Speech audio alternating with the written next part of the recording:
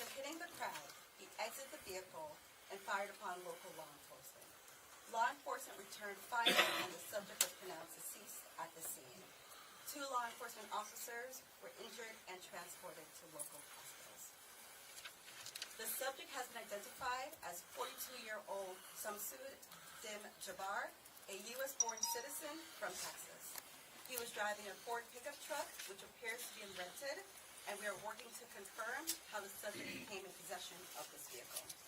An ISIS flag was located on the trailer hitch of the vehicle, and the FBI is working to determine the subject's potential associations and affiliations with terrorist organizations.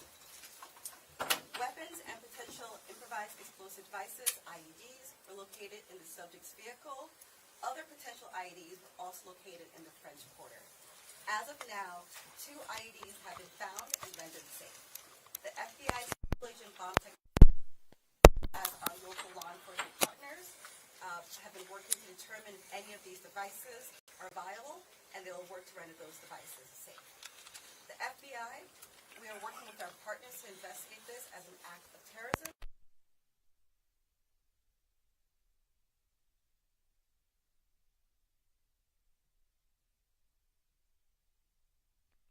I believe that Jabbar was solely responsible. We are aggressively running down every lead, including those of his known associates. That's why we need the public's help.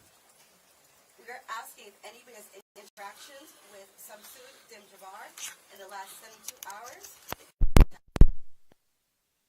Asking the public's help.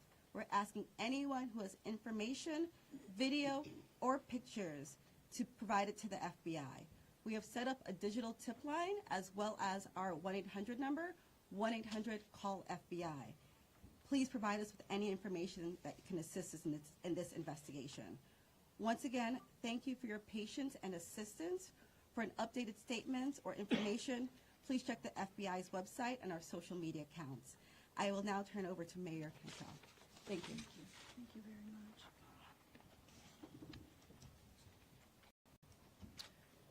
Thank you, Agent Duncan, for your leadership and the full support of the FBI.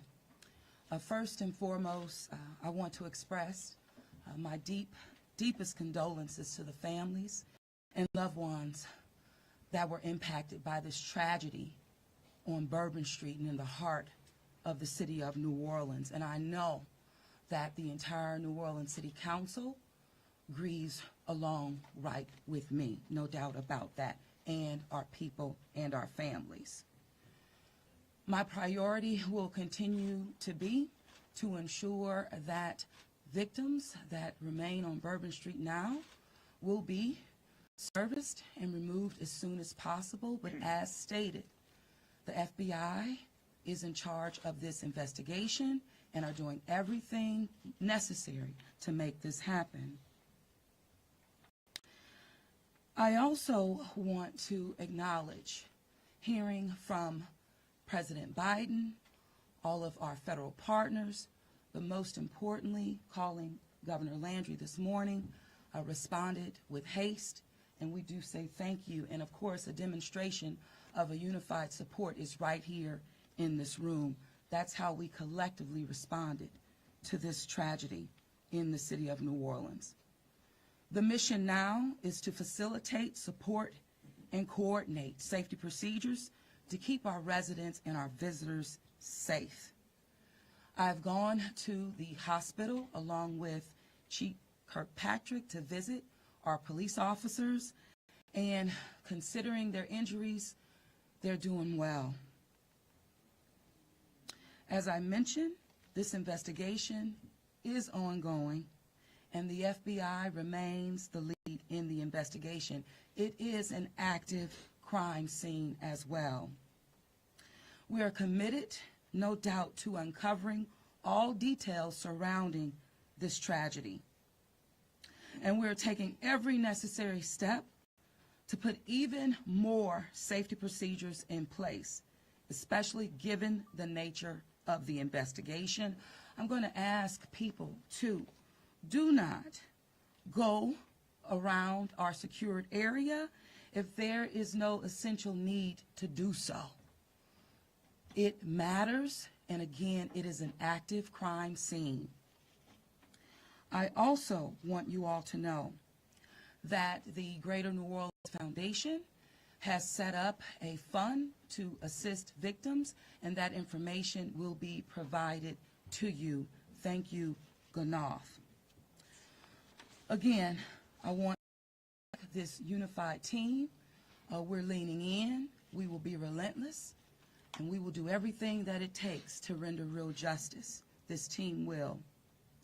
I want to also just thank our citizens for your heartfelt prayers. New Orleans is a world-class city, and I can say that I've heard from world leaders all this morning and up until now, in addition to my brother and sister mayors across this country. They're calling, they're responding, and they're standing with the city of New Orleans. And what they always say and want me to reiterate, they understand the resilience of this community. And we're strong in that regard, and I will say second to none. So with that, I'm going to turn it over to our governor, and as I mentioned, who has not wavered any in leaning in, providing the necessary support, and standing right with me, and I say thank you, Governor. And I know the First Lady is standing with us as well. Thank you, Madam Mayor. Thank you. Again, I want to thank the Mayor. Since about 3:45 this morning, when she called me, we have all been working just around the clock to both secure the city and to solve this act. You know, again, I want to reiterate that our prayers go out with all of those who have been affected by this tragedy. I want to thank our law enforcement officers. I want to thank our medical personnel. I want to thank our first responders.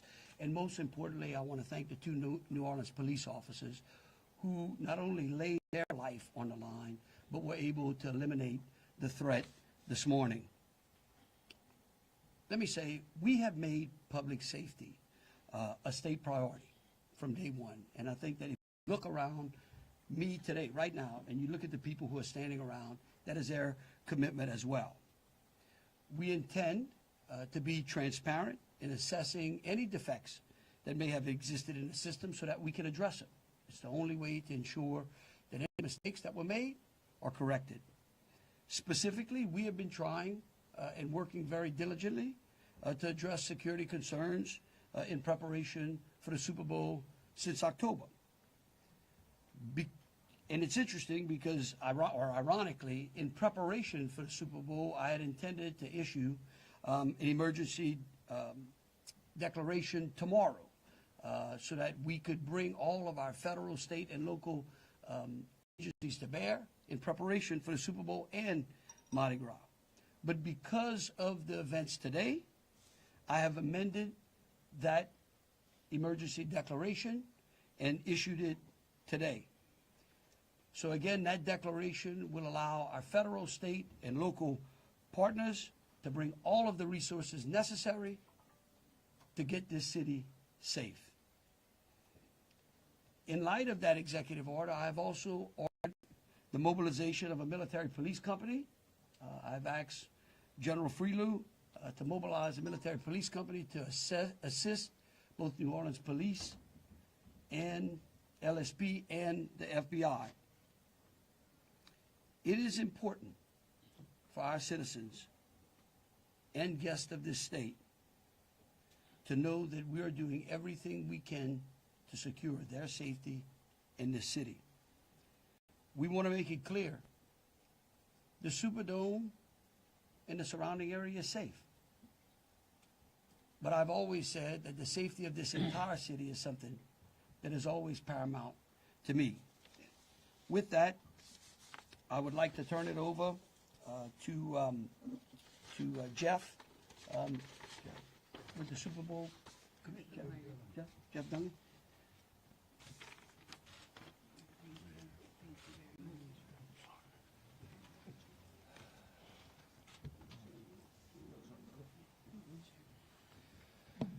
Good afternoon. Obviously, we wish we weren't here for this reason today. The Sugar Bowl Committee has a 90-year history at being a good corporate citizen for the city of New Orleans, and that's why this tragedy hurts us as much as anybody right now. So our condolences, thoughts, and prayers go out to the victims and their families as we all work through this. Of course, anytime we have a major event in the city of New Orleans, public safety is paramount, and we have full faith and confidence in the governor and the mayor and all the assets, the federal, state, and local resources that they've applied to this event so that we can ultimately bring those responsible to justice and carry on with the major events that we have in front of us. Speaking of which, we were scheduled this evening to have a CFP quarterfinal played in the Superdome at 7:45. We have been in consultation with ESPN, with the College Football Playoff, with the Southeastern Conference, with the University of Georgia, with Notre Dame. All parties and all agree that it's in the best interest of everybody in public safety that we postpone the game for 24 hours. Work is fast about to set up a safe and efficient and fun environment for tomorrow night. There'll be more details on that in the coming hours, but for now, that's the plan, that we're going to move forward and play the game. And again, we reiterate our thanks to everyone up here for the important work they're doing. We live in the fun and games world with what we do, but we certainly recognize the importance of this, and we're going to support it 100%. So thank you. I'd like to bring up Senator Kennedy.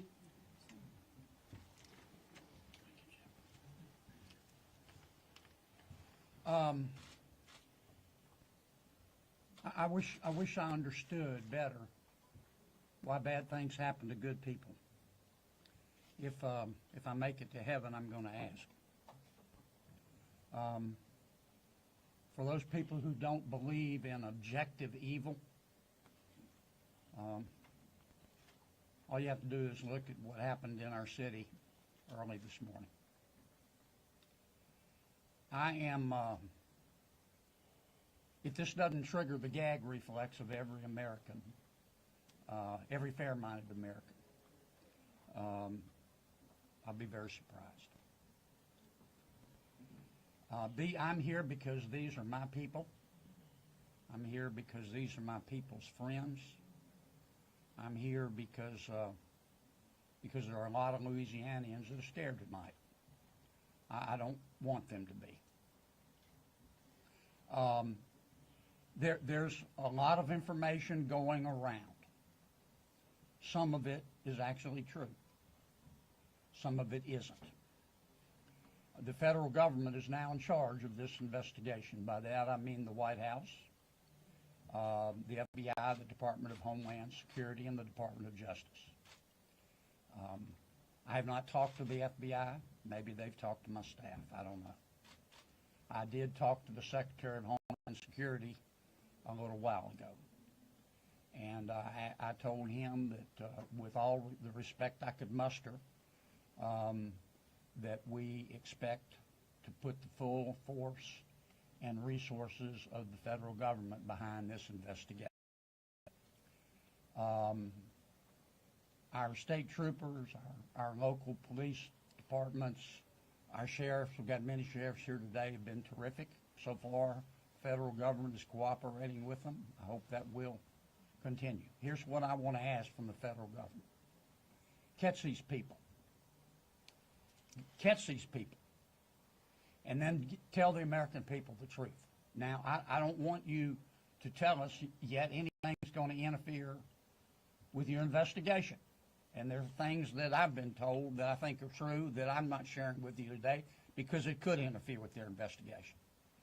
But after we get to the bottom of this, they need to tell the American people the truth, and the people of New Orleans the truth, and the people of America the truth. I think the mayor and the governor are very wise to postpone this ball game for 24 hours. There's just too much stuff we don't know, and it's just not worth it. But I guess my final point is, I will promise you this. I will, when it is appropriate and this investigation is complete, you will find out what happened and who was responsible, or I will raise fresh hell. And I will chase those in the federal government who are responsible for telling us what happened, like they stole Christmas. Thank you, Senator Kennedy. Congressman Carter, I think. Thank you, Governor. Thank you, Mayor. Thank you, Senator Kennedy. Thank you to all of our law enforcement agents for doing a yeoman's job, for stepping up at a time when we needed you most, for employing the resources of all of our partners. This is all hands on deck, from the White House all the way down. I've been in communication with the White House since early this morning. Secretary Mayorkas, leaders in all of our federal, local, and state agencies. The President has made it very clear that he intends to bring every resource to bear to not only tell the truth, but to provide the resources to bring these cowards to justice. I want to personally thank the men and women in uniform who put their lives on the line to protect our citizens and our visitors. To our mayor and our governor for acting expeditiously and bringing us all together. To our sheriffs from the surrounding areas who have been Johnny on the spot, recognizing that if it happens in New Orleans, it can happen anywhere. We don't have the luxury of being myopic. In this community, we work together. We don't point fingers. We don't blame. We go after the bad guys. Let it be clear that the full faith and credit of the United States and every agency therein is on the ground, working. And for those who may have played a role in this horrific act of cowardice, we will find you. We will bring you to justice. New Orleans is a place that heralds its ability to protect its citizens, that heralds its ability to manage major events, Super Bowl, Sugar Bowls, Mardi Gras, Jazz Fest, Essence Festival. You name it, no one does it better than law enforcement in New Orleans and in the surrounding area. Kudos to those two officers who've been wounded. Our hearts go out to those who lost loved ones. Our hearts go out to those who are wounded and on the mend in the hospital. Citizens, now is the time to stay calm, to be vigilant. This is not a time to come out to sightsee. Listen to your federal, local, state officials. Be vigilant. If you saw something, say something. If you know something, tell someone. There are tip lines, there's information available. Please, all hands on deck. Rest assured that the decision that was made to postpone the game was not done lightly. It was done with one single thing in mind: public safety. Making sure that the citizens and visitors of this great city, not only for this event, but for every event you come to in Louisiana, that you will be safe, and we will use every resource possible, as the governor has said, as the mayor has said, and every law enforcement agent here has said. Our energy, our commitment will be to make sure that you are safe now and for every event in the future. God bless you, and let's stay strong. Thank you, Congressman. Attorney General.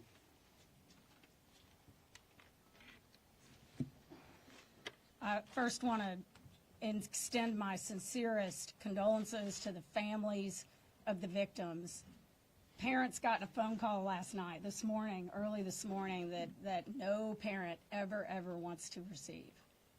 And as a parent of children who come to New Orleans and spend time here, I know that that is just something that, you know, we hold our breath sometimes till they're home safe, and some people did not come home safe. And we also have some people who are fighting for their lives right now in the hospital. So I'd ask everyone to pray for them. They need our support and they need our prayers. This was a heinous act, a heinous, cowardly act, and we will find them and we will bring them to justice. My office will be providing both investigative and prosecutorial support to the City of New Orleans, to the District Attorney, Jason Williams in New Orleans, as I have done for months. We will continue to do that. We will provide the governor with whatever support that he needs, and the governor's Office of Homeland Security, whatever support that they need. I'll be here to help. I will be here to stand with the city of New Orleans. We will bring them to justice. Thank you. Thank you. Thank you, Governor. Thank you, Governor and Mayor. For those who do not know me, my name is Ann Kirkpatrick. I'm the Chief of Police of New Orleans. My official title is Superintendent, but my role is as Chief of Police. You know, you've heard some of the details today, and over the last 24 hours, we had approximately 400 officers in the French Quarter. And as we know, this is not just an act of terrorism. This is evil. And when we face evil, we have a choice. We can run in fear, or we can indeed stand in strength. In a time of crisis, people are looking for leadership. You are looking at the leadership. And I promise you, as the Chief of Police of this city has been tried by fire before. But fire purifies. Fire makes things stronger. We have a plan. We know what to do. We are going to get these people. There is a path forward. Very pleased that we will be back to having a wonderful game tomorrow night. New Orleans police have proven their ability to make the city safer. Just 2 years ago, we were the murder capital of America. Today, from that time 2 years ago, we have driven our murder rate more than 50% down. So we have a track record. But this is different because it's terrorism. Now, I want to thank all of our law enforcement partners. You're fabulous, and we appreciate the partnership. But last night, 3 of our officers engaged this terrorist who shot at them. 3 of the officers returned fire. Those officers did not run in fear. I liked what the mayor said this morning. New Orleans police and all law enforcement is built. We are built for dealing with evil, with things that would cause others to be in fear, but instead our officers, and last night NOPD particular, stood strong. They did not run. They did kill the terrorist. We have 2 officers indeed who received gunfire. They will be okay. We have personally gone to see them. But this is leadership for you. And I promise, as the Chief of Police of this fantastic city, that I will be strong and firm and fearless. Thank you.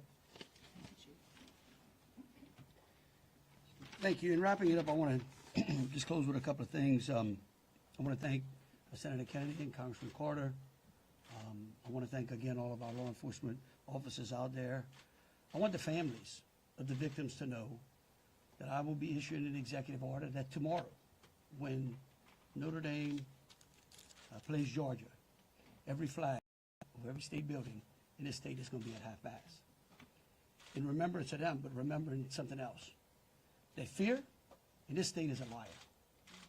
And these folks right here are going to make sure that justice is served. And for the citizens out there that were saying, well, man, do I really want to go to the Sugar Bowl tomorrow? I tell you one thing, your governor's going to be there. That is proof, believe you me, that that facility in this city is safer today than it was yesterday. And as we come to additional events in this city, I know in speaking with Senator Kennedy and Congressman Carter, an FBI acting director, and the incoming administration, that they are going to ensure that this city has the resources necessary to protect our citizens and our guests. And so with that, we'll take some questions. All right, if you could, we'll start over here with CBS. Katie, we'll work our way across the room. If I miss you, just give me a holler. I may not see you. Go ahead, Thank Katie. you, sir. Katie Weiss with CBS News. I mean, I think this has been a really tough day for a lot of people, but at this point, we're hearing that the death toll, according to some FBI sources, has gone up to 15. Is this true? Who wants to answer? I can speak for it, You- because unless you have a final number. We do not have a final number. We know that we have confirmed 10, but we did have people who had been transported who were in critical condition. And so I do not know that, but I can confirm 10. And one quick follow-up question, if I may. We know that there have been some local records in Texas about a misdemeanor background on this suspect. Any signs or warnings ahead of time about this person or their plans for what happened this morning? Because that is the investigation part, I will give the FBI. At this time, we cannot go into details about the subject's history. What I can tell you, the person was an Army veteran. We believe he was honorary discharge, but we're working through this process, figuring out all this information. The goal with the FBI is providing you with the most accurate and complete information. So once that information is confirmed, we'll make sure we push that out. Thank you. Ariel. At this time, do you know exactly, as far as the victims, how many are from here in Louisiana versus out of state, and their ages maybe? At this time, I can't go into details about all the victims. We want to make sure that first that the family is notified appropriately before we put any information out there. So once the families are all notified, then we'll go ahead and release a statement to everyone. And I would ask the press, in relation to the victims and those that are in hospitals, you could just refrain from worrying about them so their loved ones can take care of them, and the medical personnel that are trying to get them out of the hospital can do so. And as information becomes available, we want to respect the privacy of those who are still either fighting for their lives or being cared for. Thank you. A follow-up, if I may. Go ahead. You guys mentioned accomplices. You don't think that the suspect acted alone. About how many more suspects are you guys looking into at this point? It's a range of suspects. Right now with the FBI, we do not want to rule anything out. So that's why we're asking if anyone has had any interaction with the deceased subject Jabbar in the last 72 hours, provide us with this information. You can provide us that information through 1-800-CALL-FBI or our digital tips line, which is available on our social media website, as well as the big FBI website. Can I say something like that? Tell me who you're with. WDSU. WDSU. Okay, and CBS. NBC's over here on the Oh, that's an unusual position. I don't get it. You wouldn't. Look, the FBI is not going to be able to answer those questions, okay? They will eventually, I promise you, okay? Once the FBI has a chance to investigate all this, along working with state police, working with Homeland Security, working with the city of New Orleans, they're going to tell you what happened.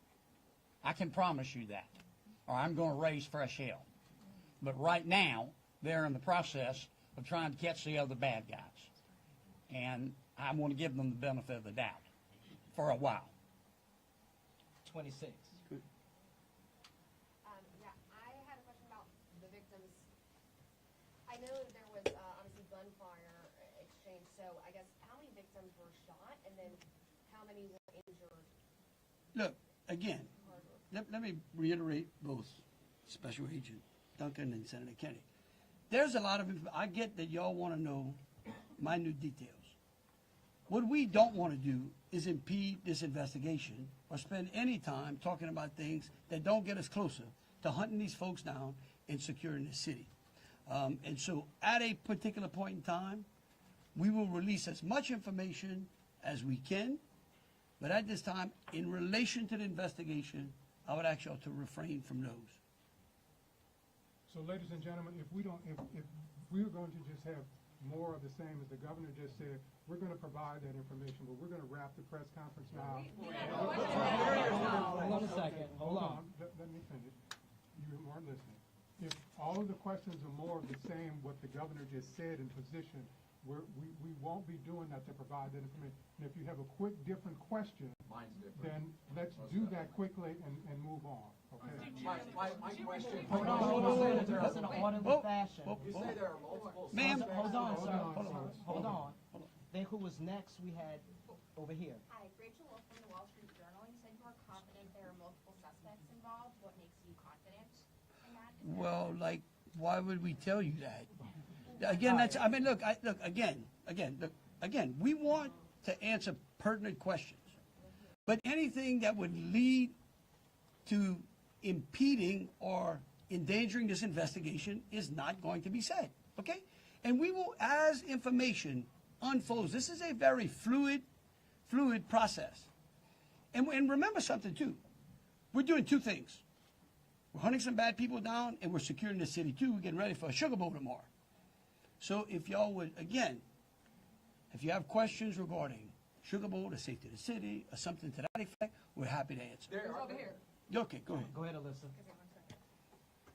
Usually in parts of the French Quarter, specifically in parts of Bourbon Street, there are bollards. We're hearing that some of those may have been down because of repairs. Can you speak to that, and maybe was there any backup option of putting a truck there or an NOPD car there? Well, let me tell you, yeah, one, I'm going to let the mayor answer. I want you to know that's one of the first things I thought of this morning when the mayor called me, okay? And I will tell you that whatever the problem was is going to be solved. Thank you, Governor. Thank you, Governor, and thank you for the question. I do understand that it's been on your radar since this morning. As it relates to the bollards on Bourbon Street, over 10 years ago, over 10 years ago, the city of New Orleans implemented an infrastructure project placing bollards on Bourbon. Thereafter, the malfunctions of those bollards ensued from Mardi Gras beads on down. But the New Orleans Police Department, of course, deemed them inefficient because they did not operate the way that they were intended to do. Because the city of New Orleans is hosting Super Bowl this year, it gave the city of New Orleans an opportunity to go further and deeper with infrastructure improvements, as we've been talking about. So as a result of that, we were able to build in bollard replacement into our Super Bowl infrastructure package. And because of that, the city of New Orleans has moved forward with that infrastructure that is nearing completion. Bollards were not up because they are near completion, with the expectation of being completed, of course, by Super Bowl, way before Super Bowl. But that is the reason. Now, the New Orleans Police Department and Chief, you can speak to the deployment to respond to our needs and existing conditions. All right, so we have been aware of the bollard situation for a long time, and we did indeed harden those target areas where the bollards are. We have patrol cars out there as a hard target, as well as with barriers. Now, I want to share with y'all, if you did not know, that this particular terrorist drove around onto the sidewalk and got around the hard target, where he did have a car there, we had barriers there, we had officers there, and they still got around. Now, the wedges that you see out there as well, we knew that that had malfunction problems. And I want you to understand, and it got stuck. There is no way that ambulance could get in or out, people couldn't get in and out, so we knew that these were malfunction. So we did indeed have a plan, but the terrorist defeated it. Let me just say this. We recognize we got a problem right here, right? We're going to fix it. It is going to be a top priority as we go into the Super Bowl in Mardi Gras.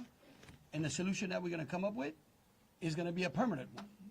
It's going to be placed into the standard operating procedure of having major events and securing that quarter. A follow-up, if I may. Obviously, Super Bowl postponed till tomorrow, but I'm sure after that game, a lot of people are going to want to celebrate. Are there plans to keep Bourbon Street closed? What does that look like? So right now, Bourbon Street is an active crime scene. And the FBI is in charge of it. When they clear it, and it does not become an active crime scene anymore, we're going to open it up.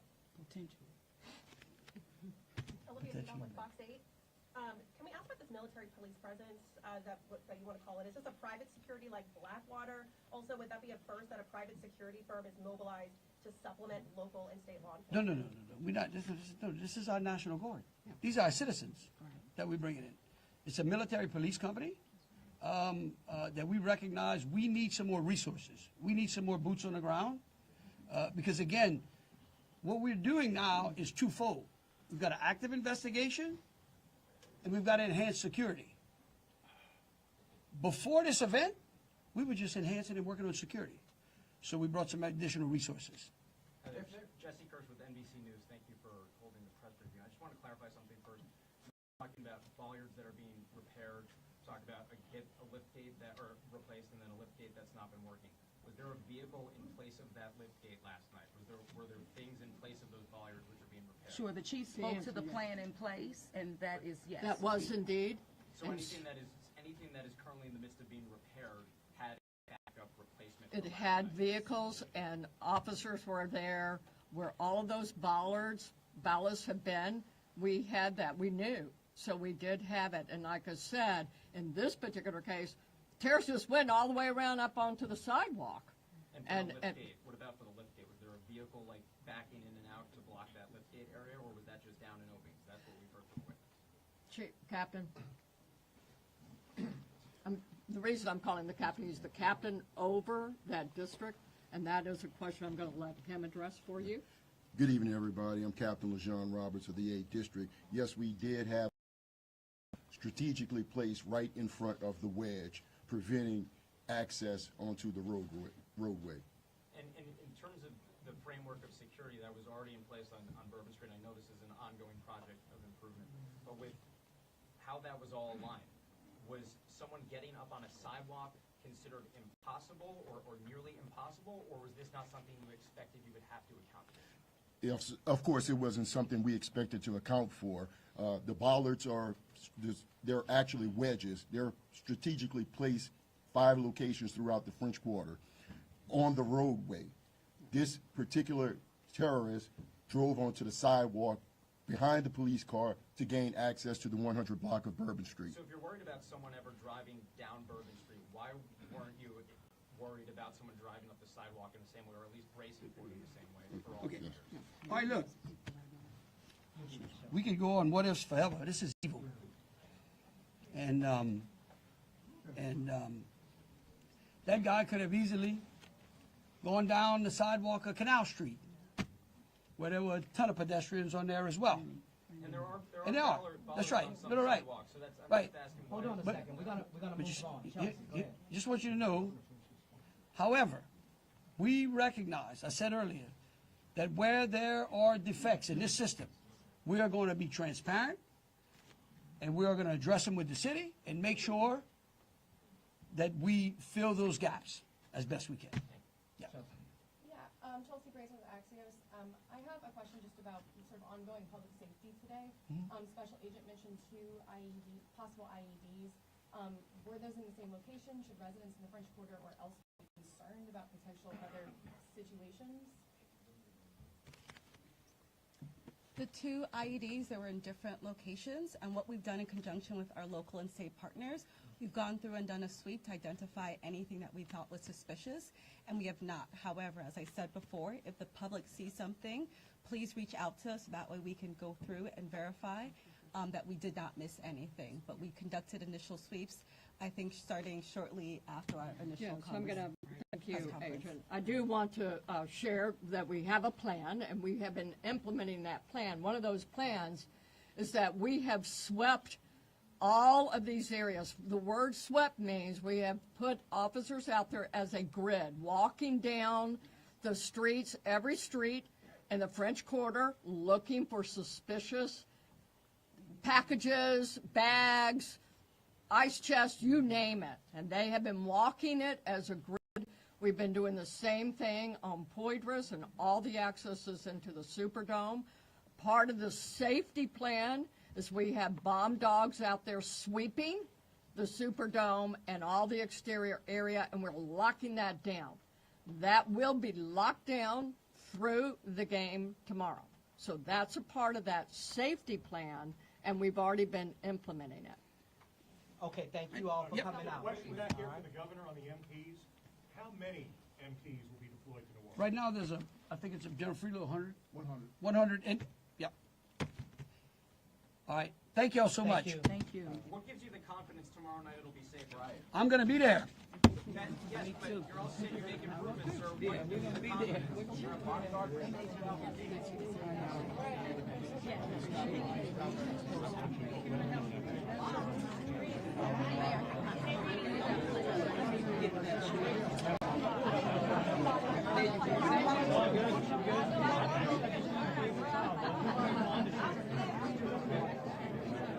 It's all good. I yield to the Senate.